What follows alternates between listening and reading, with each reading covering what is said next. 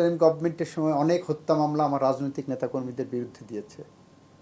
আপনি অহরহ উদাহরণ পাবেন। অনেকেই মনে করেছেন যে আমার বিরুদ্ধে মামলা হয়েছে, আমি মামলা প্রত্যাহারের দিকে যাব না, আমি আদালতের মাধ্যমে নিষ্পত্তি করব, যারা বেগম খালেদা জিয়া এবং তারেক রহমানের লাইন ফলো করেছেন। বেগম খালেদা জিয়ার বিরুদ্ধে যতগুলো মিথ্যা হয়রানিমূলক গায়েবী মামলা করা হয়েছিল, বেগম খালেদা জিয়া তার জীবদ্দশায় একটি মামলাও প্রত্যাহারের জন্য কোনো কর্তৃপক্ষের কাছে কোনো দরখাস্ত দেননি বা চাননি। ওটা আদালতের মাধ্যমে নিষ্পত্তি হয়েছে। আমাদের মাননীয় প্রধানমন্ত্রী তারেক রহমানও কোনো মামলা প্রত্যাহারের জন্য কোনো মামলা প্রত্যাহারের জন্য যাননি, এটা আদালতের মাধ্যমে নিষ্পত্তি হয়েছে। আমাদের বাংলাদেশের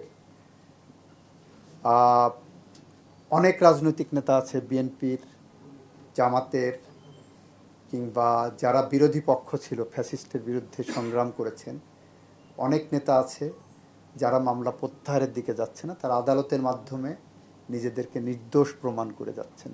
এটা দুই প্রক্রিয়া, অনেক প্রক্রিয়ার মধ্য দিয়ে এই মামলাগুলো শেষ হয়েছে।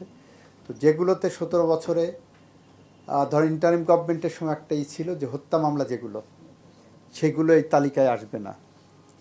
আমরা দেখলাম যে ইন্টারিম গভর্নমেন্টের সময় অনেক হত্যা মামলা আমার রাজনৈতিক নেতাকর্মীদের বিরুদ্ধে দিয়েছে। আপনি অহরহ উদাহরণ পাবেন। একজনের বিরুদ্ধে 50টা, 60টা, 100টা, 200টা, 400টা পর্যন্ত মামলা হয়েছে।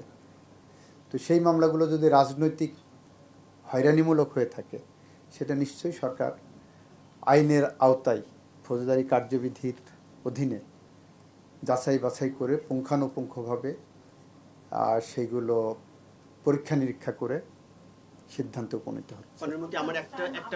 এবং এখানেও যদি আপনারা দেখেন, আপনাদেরকে বলা হলো যে আমাদের কমিটি কার্যক্রমে যদি কোনো মামলা নন পলিটিক্যাল মামলা বা হিনিয়াস মামলা অন্যভাবে আমরা প্রত্যাহার করেছি, নিশ্চিত আমাদের অ্যাটেনশন ড্র করবেন, ওই প্রক্রিয়ায় চলে গেলে আমরা সেটা দেখব।